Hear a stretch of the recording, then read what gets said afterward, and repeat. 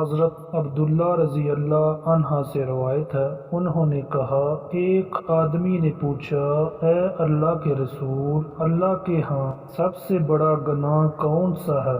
آپ نے فرمایا، یہ کہ تم اللہ کے ساتھ کوئی شریک بنا کر پکارو، حالانکہ اسی اللہ نے تمہیں پیدا کیا ہے۔ اس نے پوچھا، پھر کون سا؟ فرمایا، یہ کہ تم اپنے بچے کو اس ڈر سے قتل کر دو کہ وہ تمہارے ساتھ کھائے گا۔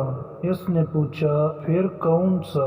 آپ نے فرمایا، یہ کہ تم اپنے پڑوسی کی بیوی سے زنا کرو۔ اللہ تعالیٰ نے اس بات کی تصدیق میں یہ آیت نازل فرمائی، جو لوگ اللہ کے ساتھ کسی اور کو معبود بنا کر نہیں پکارتے اور کسی جان کو جسے قتل کرنا اللہ نے حرام ٹھہرایا ہے، حق کے بغیر قتل نہیں کرتے، اور جو زنا نہیں کرتے وہی رحمان کے مومن بندے ہیں، اور جو ان کاموں کا ارتکاب کرے گا وہ سخت گناہ کی سزا سے دوچار ہوگا۔